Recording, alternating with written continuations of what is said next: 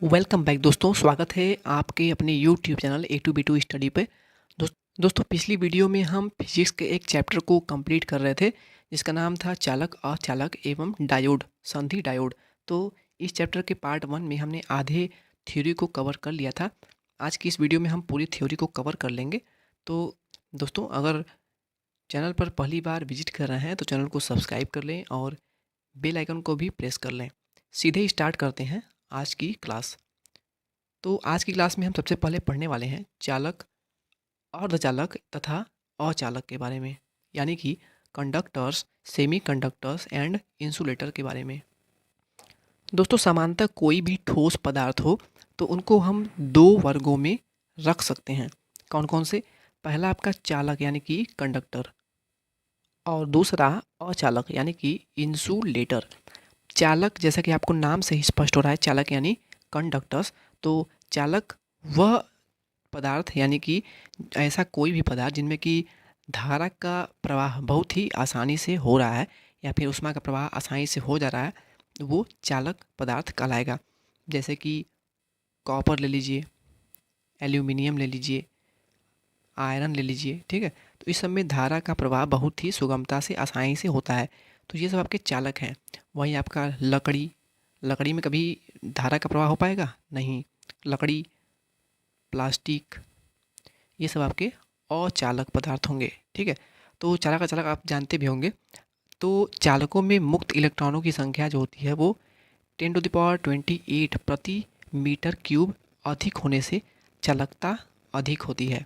जो चालक होते हैं उनमें जो इलेक्ट्रॉनों की संख्या होती है, मुक्त इलेक्ट्रॉन जो होते हैं, उसी के कारण करंट फ्लो होता है। करंट जो होता है वो मुक्त इलेक्ट्रॉनों के कारण ही फ्लो होता है ना। तो मुक्त इलेक्ट्रॉनों के कारण ही करंट फ्लो होता है। तो चालकों में यानी जो चालक होते हैं उनमें करंट जो फ्लो होने के लिए मुक्त इलेक्ट्रॉनों का मान होता है वो लगभग में 10⁻28 प्रति मीटर क्यूब के बराबर होता है। और इससे अधिक होने के कारण ही चालकता भी इसमें होती है। क्योंकि अगर इलेक्ट्रॉनों की जो संख्या होगी, मुक्त इलेक्ट्रॉनों की संख्या वो कम होती, तो ये चालक जो होते हैं वो कम चालक होते हैं या फिर अचालक के रूप में भी बिहेव करने लगते। इसके विपरीत अचालकों में क्या होता है, मुक्त इलेक्ट्रॉनों की संख्या जो होती है वो नगण्य यानी कि बहुत कम, नगण्य यानी कि बहुत कम होने के कारण इसकी चालकता जो होती है वो शून्य होती है। यानी ये चालक के प्रकार व्यवहार नहीं करते हैं, ये अचालक होते हैं। कुछ पदार्थ ऐसे भी होते हैं जिनकी चालकता चालकों व अचालकों के मध्य होती है, जिन्हें कि अर्धचालक यानी कि सेमी कंडक्टर कहते हैं। परम शून्य ताप पर अर्धचालक एक आदर्श अचालक की भांति व्यवहार करते हैं। जो आपके अर्धचालक होते हैं इनमें क्या होता है गुण, जो अर्धचालक के गुण ये होते हैं कि इनमें जो ये चालक की तरह व्यवहार भी करते हैं और अचालक की तरह भी व्यवहार करते हैं। यानी जो अचालक होते हैं इनमें चालक और अचालक दोनों के गुण होते हैं, तो इसलिए इन्हें अर्धचालक कहते हैं। अर्धचालक यानी कि आधे चालक होते हैं। जैसा कि नाम से स्पष्ट हो रहा है, अर्धचालक यानी कि आधे चालक। आधे चालक यानी कि इसमें करंट फ्लो भी होगा और कम होगा यानी कि नहीं भी होगा, तो ये अर्धचालक कहलाएंगे। अर्धचालक जो होते हैं वो आपके दो प्रकार के होते हैं। क्योंकि चालक अचालक ये सब तो आप सभी जानते होंगे, बहुत बार पढ़े होंगे। पर जो आपके अर्धचालक होते हैं वे दो प्रकार के होते हैं। कौन कौन से? पहला आपका होता है नैज अर्धचालक, यानी कि इन्हें कहा जाता है इंस्ट्रिनिसिक सेमी कंडक्टर। ये क्या है? देखिए, नैज अर्धचालक जो है ये अर्धचालक पूर्णतः शुद्ध होते हैं। क्या होते हैं? ये जो होते हैं अर्धचालक ये पूर्णतः शुद्ध होते हैं। इनमें कोई भी अपद्रव्य नहीं मिला होता है। प्राकृतिक अवस्था में शुद्ध जर्मेनियम, जर्मेनियम जो है, और इसके अलावा सिलिकॉन, जर्मेनियम और सिलिकॉन जो है ये क्या है? अर्धचालक हैं। आपको एग्जाम में 100% क्वेश्चन बनेगा क्या कि आपको चार ऑप्शन देंगे, जर्मेनियम दे देगा, सिलिकॉन दे देगा, एल्यूमिनियम दे देगा, आपको हो सकता है सोडियम भी दे दे। तो आपको दे देगा इसमें कि इसमें से कौन से जो हैं वो अर्धचालक हैं या फिर नहीं हैं। तो आपको ये पता होना चाहिए। जर्मेनियम, सिलिकॉन, ठीक है। इसके अलावा भी बहुत से हैं, तो ये सब आपके नैज अर्धचालक हैं। नैज अर्धचालकों में इलेक्ट्रॉनों की संख्या कोटरों की संख्या समान होती है। इलेक्ट्रॉन जो होते हैं वो ऋणात्मक तो होते ही हैं, जो कोटर होते हैं वो धनात्मक होते हैं। तो ये दोनों की संख्या जो होती है इलेक्ट्रॉन और कोटर की, दोनों की बराबर होती है। दोस्तों अर्धचालकों में दूसरा जो हमारा है वो है बाह्य अर्धचालक, यानी कि एक्सट्रिंसिक सेमीकंडक्टर। ये क्या है? तो नैज अर्धचालकों की वैद्युत चालकता अत्यंत अल्प होती है, परंतु यह इनमें कुछ अपद्रव्य मिश्रित किया जाए तो प्राप्त क्रिस्टल की वैद्युत चालकता बढ़ जाती है। क्या होती है? जो आपके बाह्य अर्धचालक होते हैं इनमें ऐसा गुण होता है, ये तो होते हैं अर्धचालक, ठीक है, पर अगर इसमें कुछ ऐसे अशुद्धियाँ मिला दी जाएँ तो वो क्या होता है कि ये चालक की भांति व्यवहार करने लगता है। तो ऐसे अशुद्ध अचालकों को क्या करते हैं? बाह्य अथवा अपद्रव्य मिश्रित किए जाने वाले अथवा अपमिश्रित अर्धचालक, यानी कि इसमें अपद्रव्य मिश्रित किया जा रहा है तो इसीलिए अपमिश्रित अर्धचालक। ठीक है, नाम से ही स्पष्ट हो जा रहा है सब कुछ। मिश्रित किए जाने वाले अपद्रव्यों के प्रकार के आधार पर बाह्य अर्धचालक को दो प्रकार के डिवाइड किया गया है। जो आपके बाह्य अर्धचालक होते हैं इनको चालक बनाने के लिए इसमें अपद्रव्य यानी अशुद्धियाँ मिलाई जाती हैं। तो ये जो अशुद्धियाँ मिलाई जाती हैं इसके आधार पर इनको दो भागों में डिवाइड किया गया है। कौन कौन सा? पहला है आपका एन टाइप और दूसरा है पी टाइप। एन टाइप अर्धचालक और पी टाइप अर्धचालक, ये दोनों ही आपके 100% मोस्ट इंपॉर्टेंट क्वेश्चन बनते हैं इससे। पहला आपका एन टाइप क्या है? N type semiconductor. जब किसी शुद्ध अर्धचालक में कोई पंच संयोजक अशुद्धि मिलाते हैं, क्या मिलाते हैं? पंच संयोजक अशुद्धि मिलाते हैं। दोस्तों जो आपका जर्मेनियम, आर्सेनिक या फिर सिलिकॉन जो है, ये सब आपके क्या हैं? ये 5 संयोजकता रखते हैं। इनका जो इलेक्ट्रॉन का बाहरी कोश होता है इसमें 5 संयोजकता होती इनकी है। क्या होती है? 5 होती है। तो इसलिए इनको 5 संयोजक अशुद्धि कहा जाता है। तो जब जर्मेनियम और सिलिकॉन आर्सेनिक की अशुद्धि मिलाया जाता है किसमें? किसी भी अर्धचालक में, तो क्या होता है? ये एन टाइप अर्धचालक कहलाते हैं। क्या कहलाते हैं? इस प्रकार प्राप्त जो अशुद्ध क्रिस्टल होता है उसको एन टाइप अर्धचालक कहा जाता है। यानी कि जो आपका एन टाइप अर्धचालक होता है ना, इनमें 5 संयोजकता वाले अशुद्धि मिली होती है, जिनमें कि जर्मेनियम और आर्सेनिक आपकी इसकी अशुद्धि मिलाई जाती है। इसके द्वारा आपका जो क्रिस्टल बनता है उसको एन टाइप अर्धचालक कहा जाता है। इसके बाद दूसरा आपका है पी टाइप अर्धचालक, पी टाइप सेमीकंडक्टर। तो इसमें क्या होता है? सेम इसी प्रकार इसमें 5 अशुद्धि मिलाते हैं, तो इसमें 3 संयोजकता वाले पदार्थ को मिलाते हैं। 3 संयोजकता वाले यानी कि आपका एल्यूमिनियम है, सिलिकॉन है, इनका बाहरी कोश में 3 इलेक्ट्रॉन होते हैं, मुक्त इलेक्ट्रॉन, यानी इसकी संयोजकता जो होती है वो 3 होती है। तो जब हम पी टाइप अर्धचालक में 3 संयोजकता वाले यानी 3 संयोजित तत्व को मिलाते हैं या फिर पदार्थ को, उसके अणुओं को मिलाते हैं, तो वो क्या होता है? वो पी टाइप अर्धचालक यानी कि पी टाइप सेमीकंडक्टर का निर्माण होता है। ठीक है, तो एन टाइप और पी टाइप आप आई थिंक समझ गए होंगे। बस सिंपल समझना है। क्या समझना है? एन टाइप में 5 संयोजी अशुद्धि मिलाते हैं और पी टाइप में 3 संयोजी अशुद्धि मिलाते हैं। तो देखिए, 3 संयोजी मिलाते हैं तो पी टाइप और 5 संयोजी मिलाते हैं तो एन टाइप। ठीक है, इस प्रकार इसे आप याद कर सकते हैं। इससे बस यही क्वेश्चन बनता है और ज़्यादा इससे कुछ नहीं बनता है। पी एन संधि डायोड क्या है? पी एन संधि डायोड क्या है? P N junction diode. P N संधि डायोड एक मूल अर्धचालक युक्ति है जो कि पी टाइप क्रिस्टल को एन टाइप क्रिस्टल से जोड़ने पर प्राप्त होती है। दोस्तों जब पी टाइप क्रिस्टल को एन टाइप में जोड़ देंगे तो ये पी एन संधि डायोड ही कहेगा ना। पी ए हो गया और ये एन हो गया, पी एन संधि डायोड हो गया, कुछ नहीं इसमें। दोस्तों इसमें आपके दो जो पॉइंट है वो काफ़ी इंपॉर्टेंट है। क्या है? पहला जो है पी एन संधि डायोड के उपयोग। पी एन संधि डायोड जो है इसका उपयोग क्या होता है? तो पी एन संधि डायोड का उपयोग स्विच के रूप में होता है। इसका यूज क्या होता है? स्विच के रूप में। दूसरा दिष्टकारी के रूप में, ये तो मैंने सबसे पहले फर्स्ट पार्ट में ही पढ़ा था।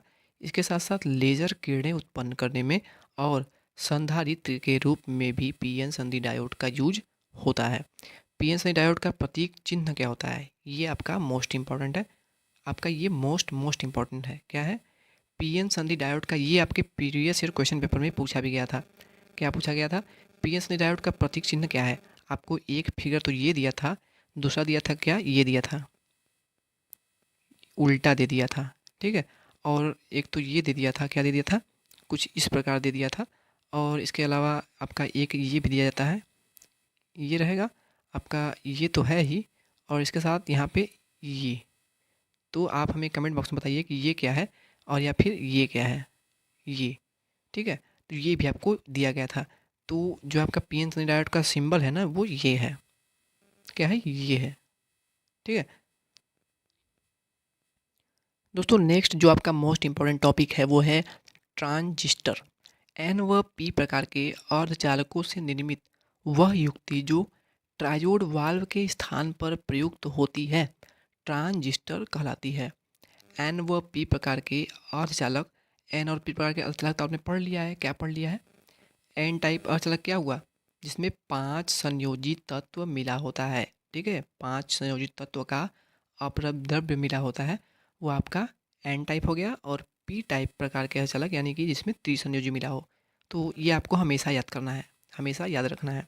ठीक है, तो एन टाइप और पी टाइप अर्धचालकों को इस प्रकार से संयोजित किया जाता है कि वो उसे हम ट्रायोड वाल्व, हमने पढ़ा था ना, तो ट्रायोड वाल्व की जगह पर हम एन और पी टाइप के अर्धचालकों को इस प्रकार समायोजित करके यूज कर सकें, तो उसके स्थान पर यूज कर सकें, तो ये क्या कहलाता है? आपका ट्रांजिस्टर कहलाता है। ठीक है दोस्तों, ट्रांजिस्टर जो होते हैं वो कुल 2 प्रकार के होते हैं, पीएनपी ट्रांजिस्टर और एक होता है एनपीएन ट्रांजिस्टर। अब मैं जो आपको बताने जा रहा हूँ, इससे आपके 4 से 8 मार्क्स 100% श्योर हो जाएंगे। क्या हो जाएंगे? श्योर हो जाएंगे। इसलिए इसको जो मिस करेगा वो समझ लीजिए कि अपना 10 से 12 मार्क्स खुद ब खुद गवा रहा है। क्या कर रहा है? खुद ब खुद दे रहा है। तो बहुत ही ध्यान से समझिएगा, इसमें हम थोड़ी भी जल्दीबाजी नहीं करेंगे क्योंकि इसको समझना बहुत ही आवश्यक है। पहला आपका है PNP transistor. PNP transistor figure में देखिए, पीएनपी ट्रांजिस्टर फिगर में देखिए, ये आपका है पीएनपी ट्रांजिस्टर। देखिए यहाँ पे पी हो गया, यहाँ पे एन हो गया, यहाँ पे पी हो गया, तो हमको ये नहीं समझना है, पीएनपी ट्रांजिस्टर हमको नहीं समझना है। ई क्या दर्शाता है? ये आपको पूछा जाता है एग्जाम में। क्या? ई। यहाँ पे आपका पीएनपी ट्रांजिस्टर है ना, तो इसमें ई क्या है? तो ये आपका एमीटर है। क्या है? ई जो है इसको उत्सर्जक या फिर इंग्लिश में एमीटर कहा जाता है। बी क्या है? तो बी जो है ये आपका बेस है। दोस्तों ये मैं आपको ऐसे ही नहीं बता रहा हूँ, ये आपका प्रीवियस क्वेश्चन पेपर में 2022 वाले में, अरे सॉरी 2021 वाले में ये पूछा गया था। एमीटर पूछा गया था, बेस की तो नहीं बता रहा हूँ मैं, लेकिन एमीटर जो है, ई क्या है? पीएनपी ट्रांजिस्टर में आपको दिया था फिगर, और इसमें ई क्या है? तो ई आपका एमीटर यानी उत्सर्जक है। पेपर में क्वेश्चन आपको दोनों ही बोथ लैंग्वेज में देखने को मिलेंगे, यानी इंग्लिश और हिंदी दोनों में ही देखने को मिलेंगे। सी क्या है? तो सी आपका कलेक्टर है। क्या है? कलेक्टर है, यानी कि संग्राहक जिसे कहा जाता है। ठीक है, तो एमीटर, बेस, कलेक्टर, उत्सर्जक, बेस और कलेक्टर। ठीक है, बेस तो आप जानते होंगे, बेस यानी कि किसी भी चीज़ का बेस, मेन उसका पार्ट बेस ना। तो आपको ये समझ में आ गया होगा, आपको इसमें से केवल ये याद करना है कि ई बी सी, पीएनपी में ई बी सी, आपका एनपीएन में भी सेम यही होगा, E B C, emitter, base, collector. ठीक है, आपको समझना क्या है? इसमें समझना है आपको ये आपका 100% एग्जाम में देखने को मिलेगा, और ये आता है। कोई भी सेट देख लीजिए, अब तक का एग्जाम इतना हुआ है, कोई भी सेट देख लीजिए, ये आता ही आता है। दोस्तों ये आप सिंबल देख रहे हैं ना, क्या आपको ये सिंबल याद हो गया? क्या आपको ये सिंबल याद हो गया? आप कहेंगे सर याद हो गया, पर मैं आपको इसकी गारंटी देता हूँ कि आप इसे बाद में 100% भूल जाएंगे। मान लीजिए अगर मैं इसको बना रहा हूँ यहाँ पे, ठीक है, आप बताइएगा, यहाँ पे मैंने ये बनाया, ये किया, ये किया, ठीक है, इसके बाद हम क्या कर रहे हैं कि हम इसको ऐसे जोड़ के यहाँ पे निकाल दिए, ऐसे जोड़ के यहाँ पे निकाल दीजिए। ठीक है, और इसके साथ साथ हम इसको यहाँ पे एक एरो लगा दिए, और हमने यहाँ पे क्या लिखा? ई बी लिख दिया। ठीक है, और ये आपका बेस तो है ही। तो बताइए क्या ये और ये दोनों सही है? बताइए क्या ये और ये नीचे जो मैंने बनाया अभी, क्या दोनों के दोनों सही हैं? आप कहेंगे कि सर सही है। क्या है? सही है। तो अगर आप देखेंगे तो आपको एग्ज़ाम में क्वेश्चन जो है ये भी बन सकता है, ये भी बन सकता है, पर आपको यहाँ पे थोड़ा सा बस चेंज कर देता अगर, यानी जो यहाँ पे आपका ये एरो लगा है, अगर एरो आपका ऐसे लगा दिया तो क्या होगा, या फिर यहाँ पे एरो ऐसे न लगाने की जगह पर अगर एरो यहाँ पे ऐसे लगा दिया या फिर ऐसे लगा दिया तो क्या करेंगे, फुल्ली कंफ्यूज्ड हो जाएंगे, कभी इसका आंसर नहीं दे पाएंगे। तो ध्यान से समझिए, अगर आपका ये इसका सिंबल है, ठीक है, कि इसका सिंबल है PNP का, ये PNP का जो सिंबल है, इसमें जो एमीटर है वो आता है, एमीटर जो है वो आता है, इसलिए इसका एरो जो है ऐसे लगा है। एमीटर जो है वो आ रहा है, एमीटर जो है इससे करंट आ रहा है, तो इसलिए इसका सिंबल ऐसे लगा है। चाहे वो उल्टा ही क्यों ना बना दे, यानी अगर वो ऐसे भी बना देता है तब भी, ये अगर ऐसे ही बना देता है तो अगर आपका ये बेस है, ये एमीटर है, ये कलेक्टर है, तो इसमें भी आपका एमीटर जो है वो आएगा, ठीक है, इसमें भी एमीटर जो है वो आएगा। वहीं अगर आपका ये सिंबल कुछ इस प्रकार बन जाता है, ये हो गया, और ये आपका बेस एमीटर कलेक्टर बन गया, अगर आप यहाँ पे सिंबल ऐसे है तो क्या करेंगे, तो ये भी आपका यही सिंबल होगा, ठीक है। तो आई थिंक आप समझ गए होंगे, ये आपको सिंबल याद होना चाहिए, कुल मिला जुला कर ये सिंबल आपको याद होना चाहिए। उसी प्रकार हम देखेंगे NPN ट्रांजिस्टर, दूसरा जो हमारा है वो है NPN ट्रांजिस्टर। तो NPN ट्रांजिस्टर में क्या है, ये आपका N हो गया, ये आपका P हो गया, ये आपका N हो गया, NPN ट्रांजिस्टर, ठीक है। EBC एमीटर बेस कलेक्टर, ठीक है, एमीटर बेस कलेक्टर। अब देखिए NPN ट्रांजिस्टर में क्या है, तो NPN ट्रांजिस्टर में क्या है, इसमें जो आपका, इसमें तो अगर यहाँ पे सिंबल ये लग गया है, तो अगर यहाँ पे सिंबल ये लग गया तो क्या हो जाएगा, ये अगर सिंबल यहाँ पे ये वाला लग गया तो क्या करेंगे, फिर भी आप इसका करेक्ट आंसर NPN ट्रांजिस्टर ही लगाएंगे। पर आप देखेंगे तो यहाँ पे एमीटर जो है वो जा रहा है, इससे करंट जो है बाहर जा रहा है, इसलिए यहाँ पे सिंबल जो है वो उल्टा लगा है, तो ये आपका क्या हो गया, ये NPN ट्रांजिस्टर हो गया। सेम उसी प्रकार है, बस यहाँ पे एरो जो है ये इस प्रकार लगा हुआ है, और अगर यहाँ पे सिंबल ना लगा करके अगर सिंबल आपको कलेक्टर में लगा देता है, यानी सिंबल अगर यहाँ पे ऐसे लगा देता है, फिर भी ये NPN ट्रांजिस्टर ही होगा। पर अगर आपको यहाँ पे सिंबल कुछ नहीं लगाता और यहाँ पे सिंबल अंदर की तरफ लगा दिया है या फिर यहाँ पे सिंबल बाहर की तरफ लगा दिया है, तो ये आपका PNP ट्रांजिस्टर हो जाता। तो इसको आप बहुत ही ध्यान से समझ लीजिएगा, और हो सके तो वीडियो को एक बार फिर से रिवर्स करके देख लीजिएगा, आपको इसका हर कुछ क्लियर हो जाएगा और आपके 4 से 8 अंक एकदम कंफर्म हो जाएंगे। दोस्तों फाइनली हमने जल्दी जल्दी पूरा थ्योरी को कंप्लीट कर लिया है। अब आप देख रहे हैं जो स्क्रीन पे कि ये आपके क्वेश्चंस हैं न्यूमेरिकल टाइप, तो आप इसको देख के अंदाज़ा लगा सकते हैं कि आपके किस प्रकार के क्वेश्चन एग्जाम में बनते हैं। तो इस सभी क्वेश्चंस को हम आपको नेक्स्ट पार्ट में पूरा इसका सॉल्यूशन और इसका शॉर्ट ट्रिक भी बताएंगे कि कैसे इसको आप देख कर ही सॉल्व कर पाएंगे। तो आज की वीडियो में इतना ही रह देते हैं, इसके नेक्स्ट पार्ट में यानी कल वाली जो वीडियो होगी उसमें हम इसके पूरे क्वेश्चन को यानी कि इसके न्यूमेरिकल या फिर इसके साथ साथ ऑब्जेक्टिव जो आपके क्वेश्चंस होंगे उसको हम सॉल्व करा देंगे। तो आपको वीडियो आज की कैसी लगी हमें कमेंट बॉक्स में अवश्य बताएं, और अगर वीडियो अच्छी लगी हो तो वीडियो को लाइक करना ना भूलें। तो मिलते हैं इसके नेक्स्ट पार्ट में, नेक्स्ट वीडियो में, तब तक के लिए थैंक यू, धन्यवाद।